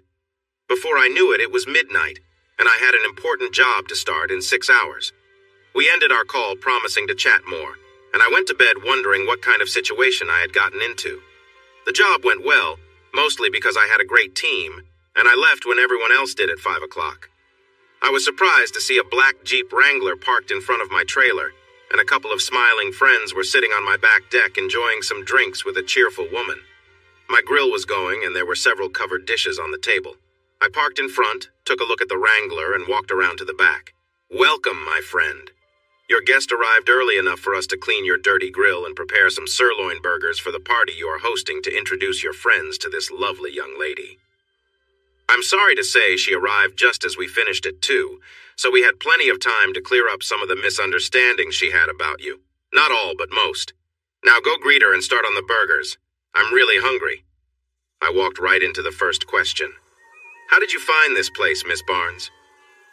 Well, there's this thing called a map program that showed me Orla and how to get here through Kermit, where everyone at Glenda's Cafe seemed to know all about you. Some were even more informed about your background than you were and were happy to share. I would have been here by 1, but they wouldn't stop telling me your life story. The owner was especially knowledgeable, and she gave me step-by-step directions on how to get here. And here I am. Well, welcome, but I don't think you want a welcome hug before I shower and change clothes. Meanwhile, you all can put the burgers on since you organized this party. Always so lazy. I went back to the front and through the house, shaved, showered, and changed into something nice for the occasion. When I came back out, tables and chairs filled my dirt backyard, and a mix of people, including a few Americans like Katrina, River, Abe, and Isabel, his fiancée, were enjoying drinks and chatting in a mix of languages. Shannon was on the deck sipping a beer and acting as a hostess. There was even a sign in Spanish congratulating me on graduating from college. What's going on? Then I saw Katrina's beaming smile and River's big grin. I walked over and hugged both, then greeted my unexpected guest. With a raised eyebrow, she explained, "We spent too much time on my cell phone plan last night. I thought we could talk in person tonight. Meeting all your friends is just a bonus." "All right, but since you're here and I'm cooking, you're going to help me feed everyone. So wash your hands, put on an apron, and let's get to work." No, we were just teasing you. I'm the cook and everything else is ready, Alexandro interrupted. Sit back with the lovely girl, enjoy a drink, and relax. As I walked into the room, I noticed Shannon sitting among our friends Katrina, River, Abe, Isabel, and several others, her face marked by a recent bruise that didn't detract from her beauty. The story behind her injury quickly became the center of attention. Abe and his dad started recounting the evening's events, explaining how I had intervened when a towering man confronted Shannon at a local bar, managing to de-escalate the situation with a swift response. The tale grew more colorful as River described how Abe and Chad had hurried over to help, their actions seemingly larger than life as they handled the crowd with unexpected vigor. Chad, a former professional football player, and the others, including River, reportedly managed to hold their own until only our group and the arriving police were left standing. Katrina and Shannon told about how the police initially detained us, misunderstanding the situation, but were eventually persuaded by our friends and evidence that we had acted in defense of Shannon.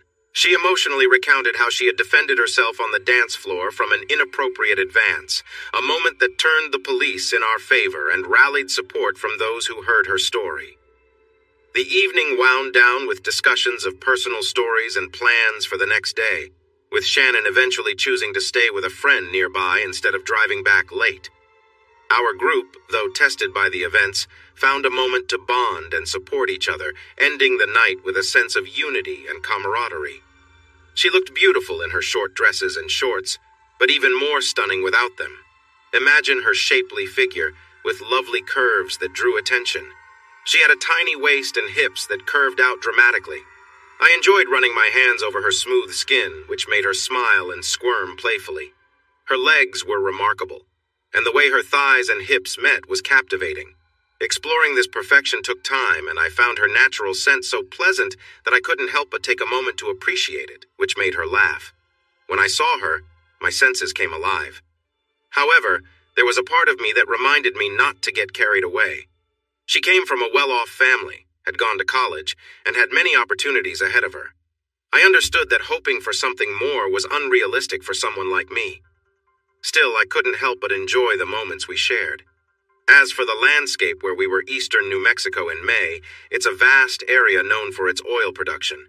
It's a place where a lot of natural resources are mined, especially potash. I shared this information with my companion, who was dressed for the hot 100-degree weather. Her sandals, red shorts, and white tank top caught everyone's eye at the work sites, especially since they had already seen her at my party. On the second day, I was asked to stop by Jerry's house to go over the final contracts and enjoy a cold drink and a burger. I told Tom that I would be happy to help, but my intern was with me and we were not dressed for a party, even a casual one. He said that was no problem. I really believed he and Jerry would be fine with it, but I wasn't so sure about the two ladies. They looked amazing, but their flashy outfits might make people uncomfortable. I wasn't certain. The young woman wanted to go back to the trailer to change, but we were far from Jerry's house, and it was quite a distance from the trailer, so I had to say no. Then she insisted I take her somewhere to buy clothes, and I told her to find a map to see where the closest store was. She did, frowned, and told me I had to stop somewhere so she could fix her makeup, or there would be issues. I stopped at a small truck stop and convenience store. While I filled up with diesel, she rushed through the store like a whirlwind, turning heads everywhere, and went to the restroom. She came back 10 minutes later and everyone was watching her. With a big smile, she stood in front of me by the work truck and asked, "Well?" I looked her over, from her shoes to her shorts and shirt, finally meeting her gaze. "You looked different when you went in, but now you look great. Should we go get some food?" She playfully hit my arm and called me silly, then waited for me to open the door. "Oh, now you're fancy, huh? Just a bit of makeup and you want me to be a gentleman?" I said with a raised eyebrow while opening her door.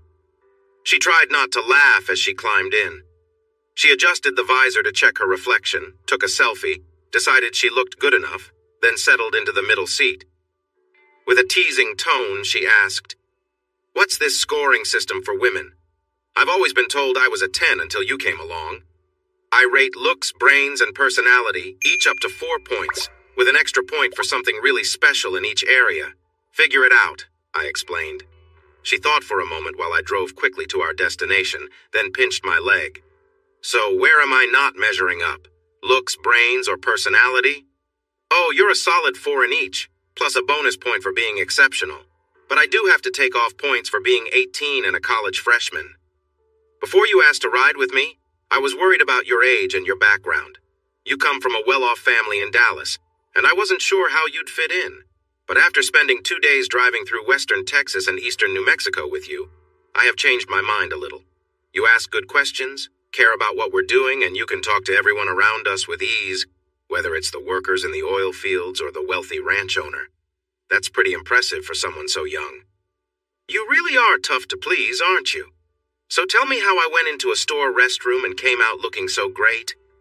I hate to say it, but I had to give you some credit for your looks. She playfully hit me on the arm and laughed, resting her golden hair on my shoulder. I didn't mention it, but I admired her fun personality too. When we got to the backyard, everyone was already there, including River and his pickup truck, which meant Katrina was there too. We walked around the corner and halfway to the group before they noticed us.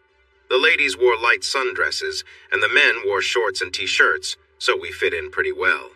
Still, our arrival quieted down the conversations and drew attention.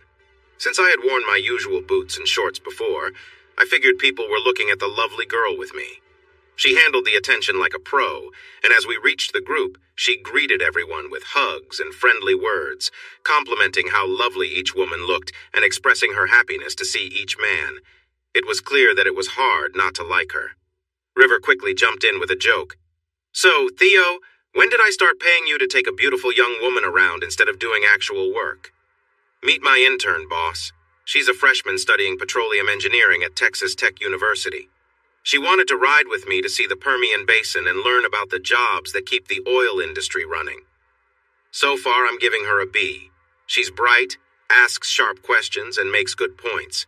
The only issue is that she seems to cause some pauses in work at each site, but I think the workers come back motivated and excited after explaining their jobs to her, so maybe that's worth it. In any case, I've been getting good feedback about her work. I'm sure you are, Tom chimed in, but I hope she hasn't caused too much trouble. I'm still tired and sore from the last one. She gave him another hug, called them her helpers, and thanked them again. The women smiled and rolled their eyes a bit, but they understood having a young person like her around.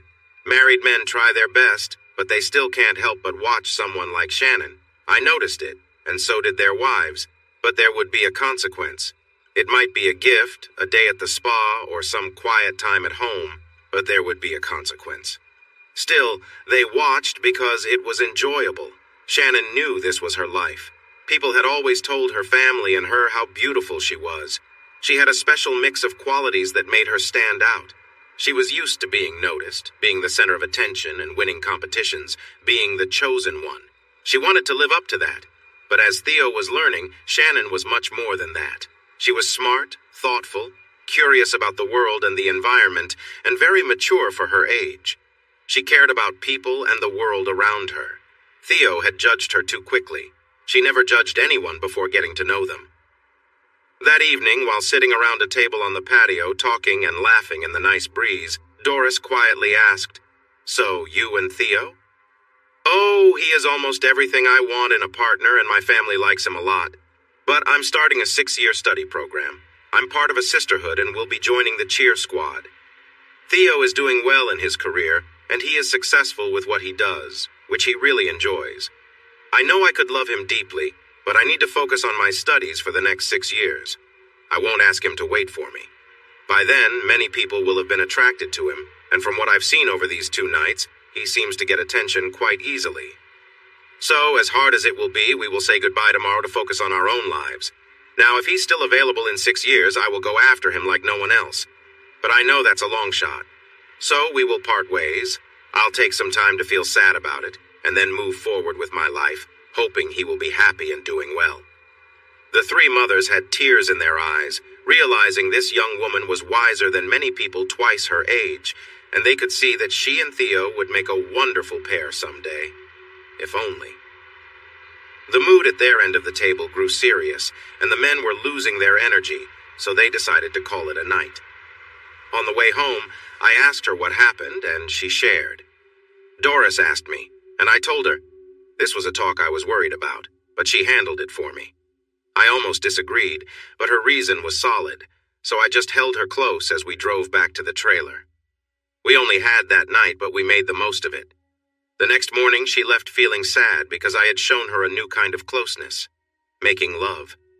It was the best experience she had ever had, and she wanted that every night forever. I felt the same way. I don't know if she cried for a week because we had agreed to keep in touch only to say she had arrived safely, followed by heart emojis. I replied with hearts too, and that was all. I became a big Red Raider football fan, hoping to catch a glimpse of her on TV, and she often appeared as one of the cheerleaders. I attended a few home games, sitting where she couldn't see me, but I could watch her with binoculars. I knew it was a bit sad, but I found it hard to let go of her. 2 years passed. I stopped looking for her after 6 months and met other women, but my heart remained free. Then Julie returned to the ranch, and everyone celebrated. Jewel Bean, an amazing doctor, was just as beautiful as her mother and aunt. She had a kind heart and worked with the local health organization to help people in her community. With shiny black hair, warm brown eyes, and a bright smile, she was fit and healthy. Standing 5'7" tall with long legs and an athletic figure, she looked great. While she didn't match Shannon's unique figure, she was still very attractive. We got along well from the start, and her parents were thrilled. After her fancy school experiences, Julie was happy to meet someone down to earth. She often told me that she had never felt the same way with anyone else, and just being around me excited her. Though it wasn't the same intense connection I had with Shannon, I didn't expect to find that again, and I hadn't, not even with Glenda and Cindy, who were my previous comparisons. But this was the best I had experienced apart from 2 women who were too old for me and one who was too young. I loved spending time with someone so smart and ambitious who was also kind to everyone she helped. She was attractive, intelligent, a good person, and she loved me. What more could I want? We took short trips to places nearby, as her work with rural health clinics and emergency rooms in Hobbs, Artesia, and Carlsbad didn't give her much free time. We enjoyed hiking around Guadalupe Peak, had a fun weekend in El Paso, and shared a relaxing 4 days at Big Bend National Park, with our campsite in Chisos Basin as our home base. When I finally proposed a year after she came back and we first met, she happily accepted. Doris, Jerry, Diane, and Tom had been helping plan the wedding for a whole year, so the busy doctor didn't have to do much to create her dream wedding, and I was glad to let others handle what I knew little about. Living in the trailer in Orla wasn't ideal, so I spent some money to buy a nice 4-bedroom, 4-bath house on 2 acres in Carlsbad, and we started our life together.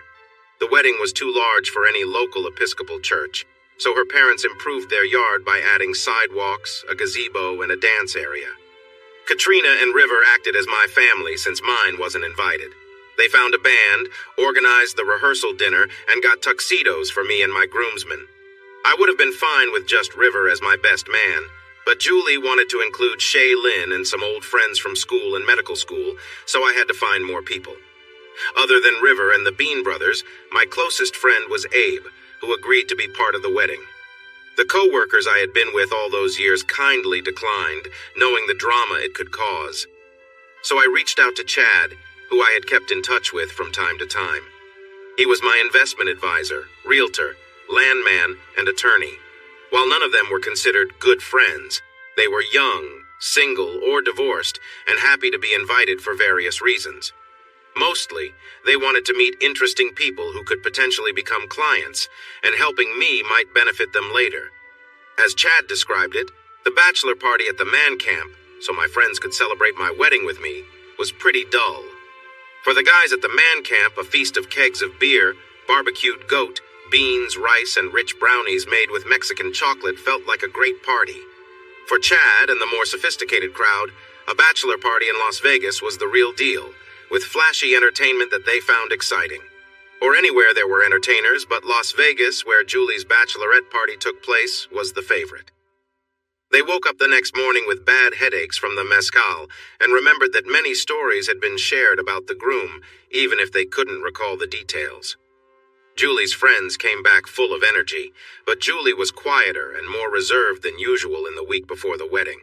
Her friends returned to the ranch on Thursday, and everything was set for the Friday rehearsal and Saturday wedding. I walked straight ahead toward my future, but Julie had sudden doubts that her mom, aunt, and maid of honor had to help her with. On Friday, she pushed those feelings aside and moved forward, looking beautiful and often assuring me of her love. The rehearsal and dinner went perfectly, although the toasts to the groom from the Bean brothers and their wives stretched the limits of good taste for some guests, while the drunken toasts from Julie's friends hinted at awkward moments from Las Vegas that should have stayed there. My first doubts started to creep into my mind. It became clear over the evening that the guests from West Texas and eastern New Mexico and those from New England were very different. The Easterners seemed to look down on the Westerners, who found their attitudes amusing. An anxious Julie found herself stuck in between and wasn't enjoying her own wedding as much as she hoped. I tried to support her, but she seemed a bit embarrassed by my efforts. I hoped that the attitude of some guests would fade once the more critical ones left. Here, a man takes care of his partner, and she does the same for him. The wedding went smoothly. After the rehearsal incident, only family and key people could speak at the reception, no wild rants or shared secrets this time. River went last, and there were only a few dry eyes left when he shared a story about a troubled 18-year-old who had worked hard to find a job, becoming a successful businessman and a source of pride for his family. The few dry eyes in the crowd were often rolled. Those born into wealth who lived in upscale neighborhoods were not as moved by stories of rising from nothing as the Texans and New Mexicans were, whose own family stories were likely similar to mine. Those who had been by my side for those 10 years, helping me grow into a man like Glenda and Cindy, were very proud of me. We spent our honeymoon along the beautiful west coast of Mexico and Baja. During this time, Julie discovered that letting go of her worries led to much joy and laughter, and she found out that I had a few surprises up my sleeve. Any doubts she had before our marriage seemed to melt away on the warm sands of the Pacific, or in our cozy space on the balcony. Dr. Carr returned to Carlsbad feeling happy and refreshed, ready to face the challenge of helping those in need in the rural health clinics of New Mexico. Julie and Theo were well known and often invited to important social events in the 3 cities where she worked. She felt happy and content with our life together, even if her busy schedule didn't always match mine, and I felt okay. But something was still missing. We had dreams of having 2 or 3 children and were approaching our 30s, but Julie wasn't ready yet. She couldn't quite explain her feelings to me, which left me feeling uncertain for the second time. One day I noticed an ordinary envelope on her desk, but beside it was an engraved invitation that caught my attention. I picked it up and saw that she was invited to her 10th high school reunion in 2 weeks. She hadn't mentioned it, so I asked her. "I don't think I want to go, Theo," she said. "I don't really know many of those people anymore, and I'm not sure I want to go back to high school. I was the shy one who studied a lot, not the cheerleader or popular girl. I didn't go on many dates, and I'd rather forget the ones I did." "Forget about the high school stars, honey. How many of them are doing well now? We can choose to go or not, but I thought since 2 of your classmates were at our wedding, you might want to see them and catch up. You look amazing now, and I'm sure none of those old classmates look as good as you do." She seemed to brighten up a bit and said she would talk to her friends about going together. I felt pleased that I could help her see it in a different light. Then, 2 days later, I received an unexpected invitation for a reunion myself. I had no idea how they found my address. Julie must have opened it, and knowing I rarely spoke about my hometown or school, she was excited. "So if we're going to my reunion, we are definitely going to your reunion too." I calmly told her that one reunion had nothing to do with the other, and reminded her that no one from my high school or family had been in our wedding, but she was determined, and I wasn't changing my mind. Julie has a way of convincing people. In fact, Dr. Carr can be quite persuasive. Carr is just as good at using her charm as her mother and aunt. She knows how to get what she wants. Although I was aware of her tactics, I enjoyed our time together. We shared moments of closeness that made me happy, even if certain boundaries remained in place. One challenge she presented was the idea of not renewing her birth control pills after this cycle. This was something that made me consider an agreement I never thought I would make. So we got ready for 2 special gatherings that were 5 months apart. After our wonderful getaway, our connection remained strong for weeks. But her responsibilities to help the sick and injured in 3 cities, along with the emotions she carried and the long hours she worked, took a toll on her. We found ourselves meeting a couple of times a week, where she used our time together to relax and forget her worries. Saturdays became our special day, where we enjoyed each other's company more intensely. However, her job sometimes kept her away. Emergencies in nearby towns or night shifts at the hospital made it hard to see each other as much as I wanted. That meant our intimate moments shifted in tone, becoming less frequent.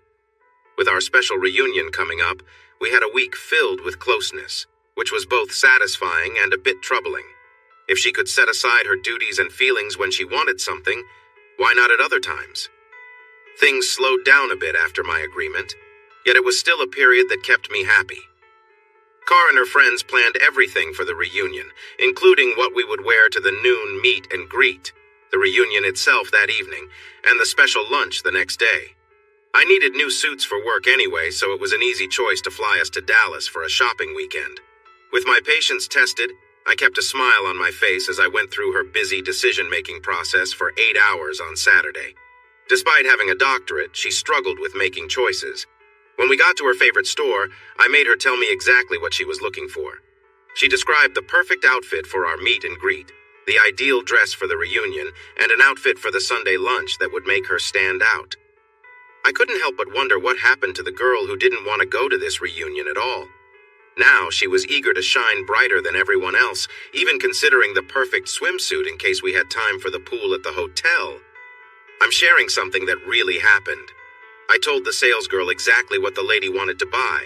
The salesgirl brought out a cool jumpsuit, and it looked great on her. The color, size, and fit were perfect. But the lady wanted to try on more outfits. We spent hours looking, but nothing looked as good as the first one, which matched her description exactly. After 2 hours, I quietly asked the salesgirl to bring back the first jumpsuit. We both complimented her a lot, and even a lady passing by with her husband said how nice it looked. The husband seemed impressed, so she decided to set that one aside and look for a dress. Suddenly, Mandy, our salesgirl, returned happily with a little black dress. It seemed made just for her. The dress had a shiny sparkle, similar to her dark hair, and it hugged her shape perfectly. It showed off her shoulders and arms as well as her figure. She looked amazing. In fact, I had never seen her look so good in clothes. Mandy also handed her a pair of stylish black heels that made her legs look great, and it's clear several guys nearby thought so too.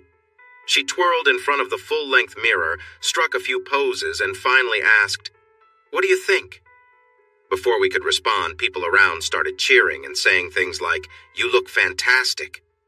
Smiling, she said, "Add this dress to the first outfit and let me try on a few more." I was almost overwhelmed, but Mandy just said, "Of course, I have more things that will look great on you."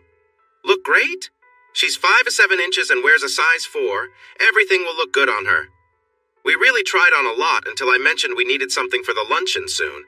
I also said I was going to buy the navy jumpsuit and the little black dress, regardless of her choice, and asked if she wanted anything else. She smiled and said, "No, those are my favorites too. Let's find something light for tomorrow morning." I noticed Mandy's shift might have changed, but she stayed focused, and I planned to give her a big tip if we finished before closing. Fortunately, the pretty white floral sundress she brought out next was exactly what we wanted, and we managed to leave an hour before closing. I gave Mandy 3 $100 bills as a thank you, and she handed me her card with her phone number on the back, saying, "In case I can help you again?" I put it in my pocket. I'm not unfaithful, but I do like redheads, and who knows what the future holds. Plus, I might need someone to help Julie shop again, and Mandy knows her stuff. I had nearly an hour for shopping, but it didn't take that long. Surprisingly, she agreed with all my choices, even the 2 suits I could pick up the next afternoon after their alterations. She was so happy that we went to a bar and grill near our hotel. We ate, drank, danced, and spent time together, enjoying each other's company. She was getting really good at creating special moments, and lately she seems to be trying new things. One position she used to avoid has become one of her favorites, and I enjoy being close to her during these moments. After a late breakfast, we went shopping again. I helped her pick out a string bikini for a beach trip. Then, I tried on my suits, and we caught our flight home. That bikini showed how much my wonderful wife has changed, which is exciting but also a little surprising. The reunion for the Preparatory Academy of Albuquerque class of 2012 inches began at noon on Saturday in Ballroom A at the Marriott Hotel. We had already paid our fees, so we received badges with our pictures on them. Julie chose a recent photo instead of one from high school, although senior pictures were displayed on bulletin boards. After seeing hers, I understood why. She was nervous as could be, but I encouraged her and held her hand as we moved around the room until her two friends arrived with their husbands. They greeted each other warmly and went off to find more friends, leaving me holding her purse and yearbook. That left me with the men, but they were mostly focused on mixing drinks and chatting, which gave me time to look through Julie's yearbook. It was a bit childish. Honestly, our yearbook back at Cowtown High was better. Still, I found some interesting bits of information. There was a note that Julie, who was quite studious, had a small romance with the football team captain, but it seemed to end awkwardly in the spring just before prom. She wasn't in any prom photos, so I figured she didn't go. I also noticed that a few boys who wrote in her yearbook called her by a nickname. Knowing about cousin Shay Lynn made me uneasy. I noticed the tall man right away when he entered. Captain Tom Rawlings was still the same height he had in his yearbook photos, but he looked much bigger now. His friend was hard to recognize. She looked more like a player than a cheerleader. But when people rushed to greet them, I figured out who she was. I searched for my wife, who I thought looked way cuter than anyone else. I found her shyly hiding behind a display board. I walked over, gently took her arm, and asked her who the large couple was. She giggled, squeezed my arm, and led me away. We wandered past several display boards and found a small group of professionals, CPAs, nurses, teachers, engineers, and scientists. They were genuinely excited to see Julie, now Dr. Julie Bean Carr, and pleased to meet me. Conversations started. People shared their accomplishments while admiring Julie's achievements at Johns Hopkins and her decision to help those in need in her community. As a businessman, I didn't interest them much, but they appreciated our efforts to clean up the old oil fields, which earned me a bit of respect, maybe not nerd, but close. We were enjoying ourselves away from the crowd of attractive people who were drinking and sharing the same old stories they told every weekend at Charlie's Bar or somewhere like it. These people looked fit and capable, telling tales of sports, even though they had lost many games in school. It seemed quite a feat to lose 30 basketball games in a row amid poor football and baseball records. Meanwhile, my beautiful wife looked fantastic in her fitted jumpsuit, which flattered her shape nicely. While they were lost in drinks and stories, we were engaged in worthwhile conversations and everyone seemed content.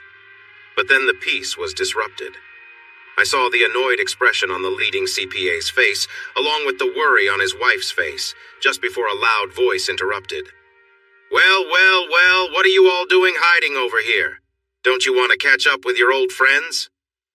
His voice drew attention from the crowd and made Julie cringe. Actually, we're with our old friends, the CPA, Arnold, replied firmly. We're catching up and enjoying ourselves. Perhaps we can keep to our own groups and let everyone have their fun. There were athletes and cheerleaders in one group, while the nerds and geeks gathered in another.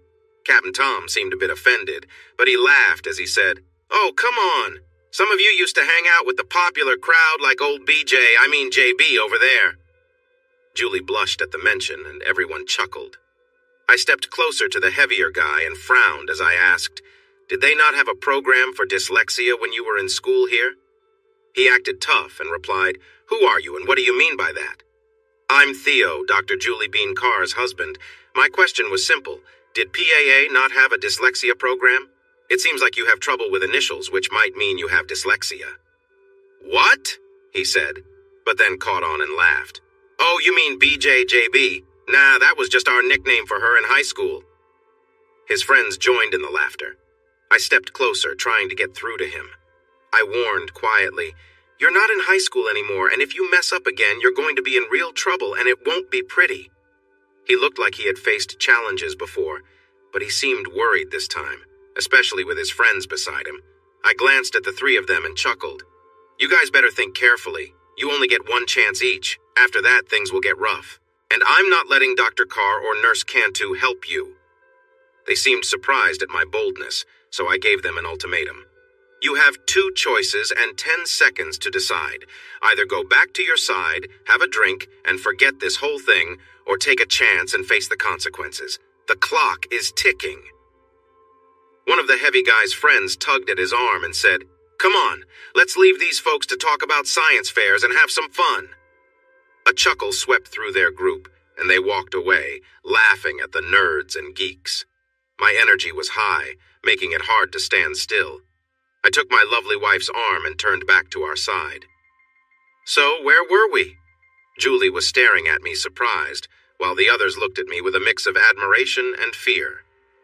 Arnold and a muscular guy introduced as Sergeant Bill Adams from the New Mexico State Police, who was married to Amy Alderman, glanced my way and showed they were on my side, but they didn't think I'd need help. I laughed and said, "Only if I needed help getting my boot back out of his way. Those 2 and their friends couldn't handle even a simple playground game. They would be too out of shape." Now, let's change the subject. Karen, you were telling us about how you engage seniors with government and economics. We enjoyed the last half hour of the meet and greet, and I noticed how everyone wanted to stay close and interact, eager to catch up before the event ended. While Julie was saying goodbye, Sergeant Adams had a word with me. "Tonight things might get a bit rowdy, and we're bringing in a couple of extra officers just in case. Can you help cover the cost for the extra security?" "I can help with the costs. Just let me know how much. Also, I need to know about self-defense laws. If someone starts trouble, I want to make sure I can protect myself and others legally." "Sure," he replied. "I'll also find out why there seems to be an issue with some folks here, especially regarding your wife, and I'll get back to you. Let's exchange numbers to keep in touch." Dr. Carr and I were in a crowded elevator when she leaned close, whispering about how safe she felt with someone willing to stand up for her. This reaction wasn't new to me. It was something I'd seen before. People often feel a deep gratitude when they're defended. Despite the rough reputation of some attendees, it was clear they had no right to disrespect anyone, especially not my wife, who had worked hard to become a respected doctor. These guys, on the other hand, hadn't done much with their lives and were just causing trouble. Respectful, skilled professionals, whether doctors, lawyers, or any other respected role, deserve respect, and I was there to ensure they got it, hopefully with the help of the officers. But one way or another, respect would be maintained. My thoughts were interrupted when my wife came over to me, ready to call it a night, her eyes tired but happy after the long day. We prepared for bed, leaving the day's troubles behind. Stray cats from the neighborhood gathered outside, drawn by the calls of a female cat. And for the first time since we met, she really took a lot of my energy. I took a short nap while she enjoyed a relaxing bath and styled her hair before waking me. I shaved, showered, used some aftershave and deodorant, and dressed up in my new black suit and dress shoes. She took a little longer to get ready, but when she appeared in that lovely black dress, my heart raced. With her beautiful hair flowing in curls and looking stunning, she easily outshined everyone else. She noticed my reaction, turned around to give me a complete view, and playfully asked, "What do you think?" "I think that dress is going to turn heads when we get there. Are we late enough, or do we have time for a quick moment?" She smiled widely and assured me that tonight would be even better than earlier, then tried to take my arm. I jokingly asked, "Are you going without anything underneath?" She giggled and replied, "No, but they are very small and smooth, so it looks like I am. Now stop teasing and let's go. We're already past being fashionably late." She certainly made an impression with her confidence, and I felt like a regular guy with a princess by my side. This was a new experience for her, and I was loving it. I really admired my dedicated doctor, but it was nice to be seen with someone so beautiful. Petunia, the head cheerleader, looked surprised, and her friends were wide-eyed. Captain Tom wasn't happy to see someone he had dismissed looking like a movie star, but all I could see in his friends' faces was admiration. A couple of her former wedding party friends were chatting with the popular crowd from years ago, but when they noticed Julie, they quickly shifted their attention. They might not have kept their figures, but being with her was definitely better for them than sticking with the old cliques. The crowd was much larger than at noon, with a mix of groups that seemed less divided than before. I was glad to see regular people there and looked forward to getting to know some of them better. As it turned out, I already recognized a few people. I knew a couple of researchers and several familiar faces from years past who had grown and achieved great things, including two I had known well before they got married. Julie and I became the center of attention, sharing stories and enjoying our time with a lively group of guests. When the awards started, everyone knew who would win Most Changed. She enjoyed her moment in the spotlight, shining brightly while attracting attention from the men and making women think about getting healthier.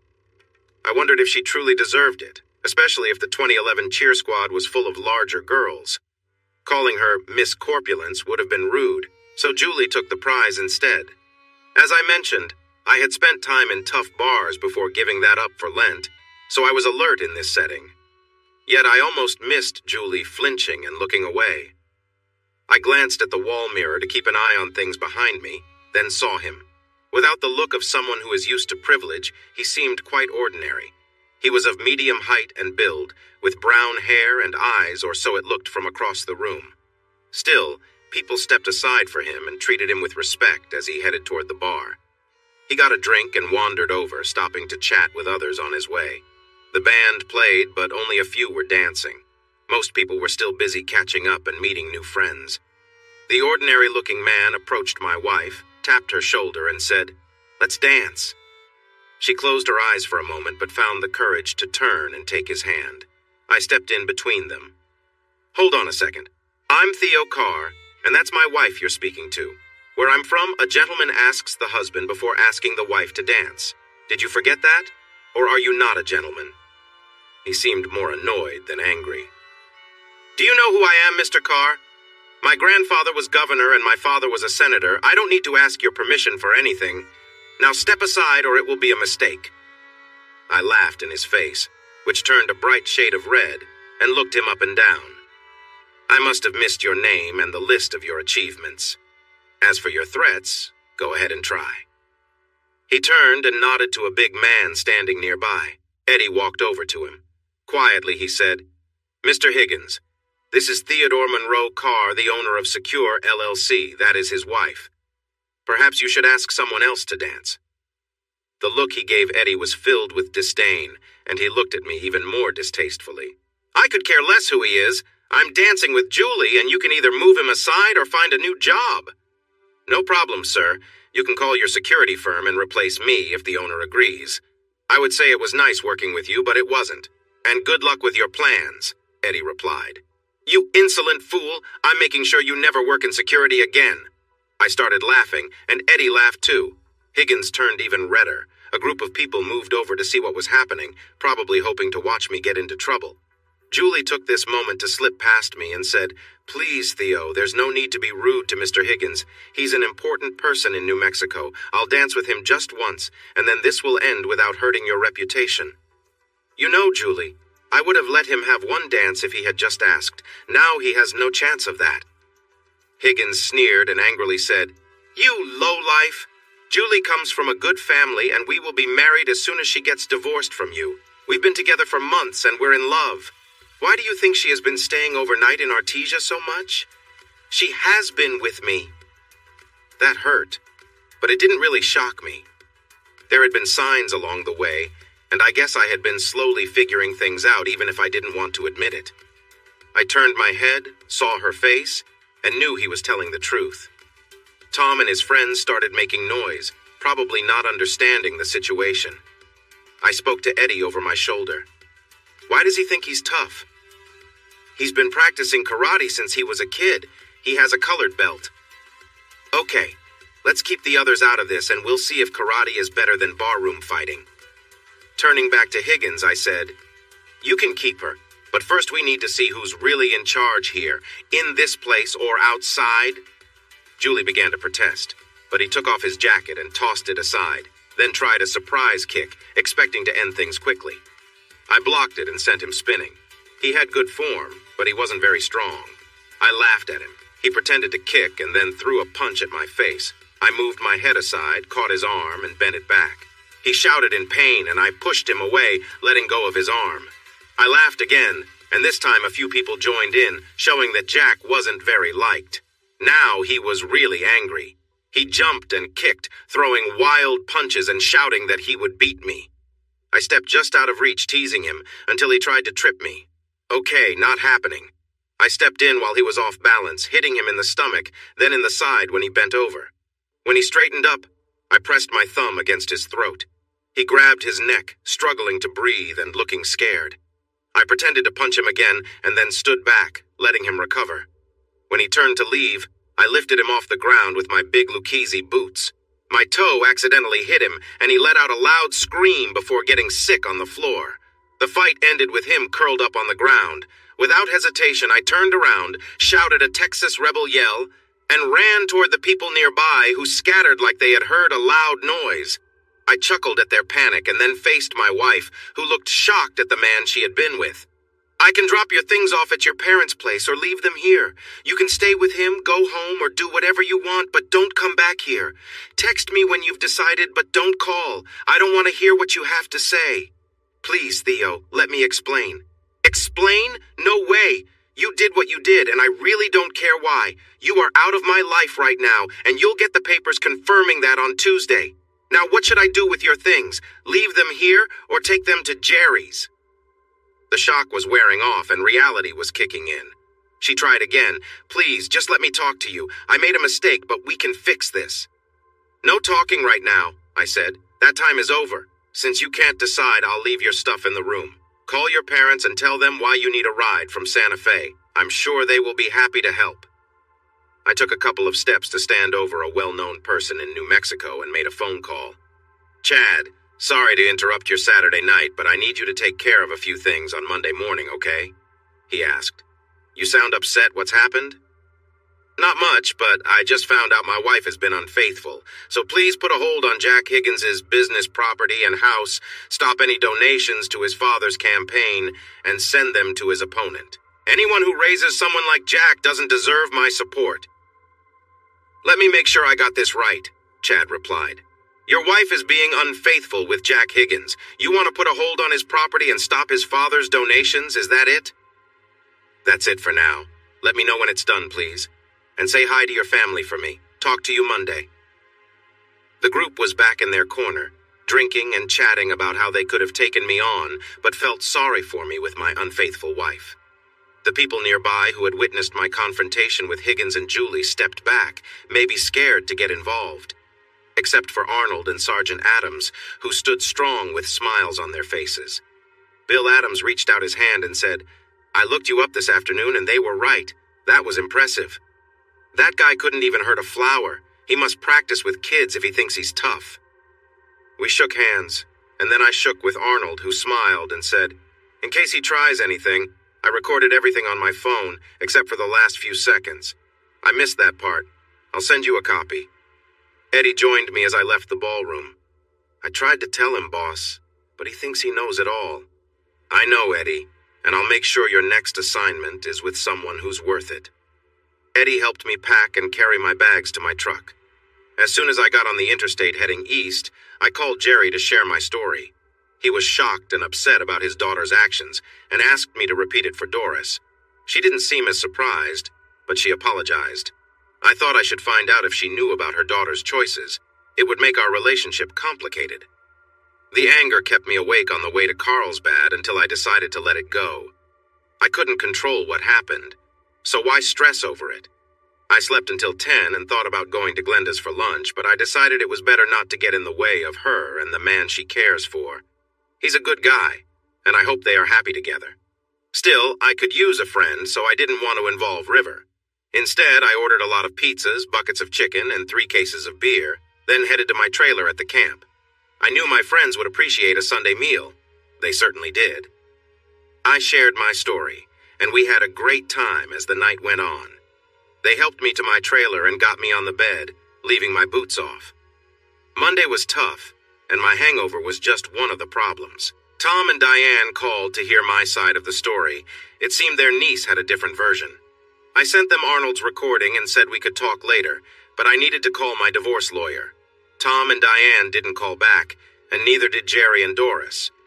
My divorce lawyer was recommended by my groomsman, and he was happy to have the recording. He mentioned that more proof would be helpful since cheating is a reason for divorce in New Mexico if there's enough evidence. I told him I had a team ready to look into the situation right away, and he briefly explained community property in New Mexico. I wasn't clear on how things would turn out, but she made it clear she wanted separate bank accounts, investment funds, and retirement plans because she thought some of my business moves were too risky. I never finished studying for the law exam, much less took it. But I understood a bit about the law, so I spent some time reading and felt okay about it. She really made things harder for herself if she thought she could take any of my stuff, what with keeping everything separate and not being faithful. Tuesday was tough because Dr. Bean received the divorce papers, and both she and my mom were really upset. Jerry was too shy to say much, but he did ask me to think about changing the reason for the divorce to irreconcilable differences if Julie agreed to everything. I said I would think about it, but I couldn't help but laugh when I got off the phone. By the second week, the investigation was done. I told them to send it to my lawyer because I didn't want to know all the details. Senator Higgins called me, said he had cut ties with his son, and asked if I would think about stopping the liens and my donations to his re-election campaign. I said I would think about it, and I did, for a brief moment. After a few more beers and long talks with friends, I finally agreed to meet with Katrina, knowing she'd try to change my mind. She did, but when I offered to share the tape and report from the investigation, she backed down, just asking if I could consider irreconcilable differences so her reputation wouldn't suffer too much. I pointed out it was her own doing, but I said I would think about it. And I did. I didn't dislike her personally, just her choices, so what would I lose by changing a few words and getting her signature? I called my family law lawyer and we discussed it. 2 days later, a courier brought me the signed divorce and settlement papers, and I just had to wait 30 days for the judge to sign off on it. I celebrated that night and decided to put the house in Carlsbad up for sale. The trailer was all I needed since I had offices in 2 states and River's credit card. Funny enough, when I checked the mail at the house before leaving, I found a receipt and tickets for 2 people for a meet and greet dinner and reunion for the Cowtown High School Cowpunchers. I laughed and tossed it in with the rest of the mail to deal with later. 3 days after my divorce was finalized, and 4 days after my lobbying efforts at the state capitol began, I came home to find a brand new stylish black Jeep Wrangler parked in my space. It looked a lot like a truck that had been parked there a few years ago, and my heart was racing as I got out of my pickup and noticed a party in my newly fenced backyard. The grill was hot, chairs were scattered everywhere, and a crowd was gathered around a woman with bright blonde hair who was sitting on a table. I dusted off my clothes and walked casually around back. Wow, I thought I'd have to do all the cooking. We prepared a feast, so you need to grab a drink and help with the food. The wandering daughter has come back. And she really had. I couldn't believe how much more beautiful she looked. Grown-up Shannon was so striking that I found it hard to approach her, and she didn't greet me. Her face was neutral and her posture said the same. I felt like I wasn't important to her. Finally, I said, "I see you're all grown up. How do you feel about older men, especially a recently divorced one?" "That depends. I know many divorced older men, and I don't judge them as a group. Anyone can make mistakes. But I do feel hurt by old friends who disappear for years, whether married or not." I thought that was what you wanted when you left last time." "Really? Then why did you keep an eye on me and come to games without saying hello? Remember what you said? No contact? I was 18 and you were 24. Why let me make the choices?" Juan jumped in with some Spanish words telling me to stop being foolish and apologize for being stupid. Shannon added, "Really," in agreement. When did she learn Spanish? She still looked serious, but the smallest hint of a smile appeared on her lips. That was all I needed. In a couple of strides, I was there, wrapping her in my arms and admitting that I was a fool when it came to her. She laughed and told me to remember that in the future, then hugged me tightly against her. Standing there on the dry plains of West Texas, holding the girl of my dreams, with friends celebrating her return, my heart was full of love and gratitude. I couldn't see many of my friends, but those I could either had tears of joy in their eyes or big smiles. I think I had both. Thanks for watching this video. Don't forget to subscribe to Infidelity Plus to stay updated with more captivating tales of infidelity and payback. Turn on notifications so you're the first to see our latest content.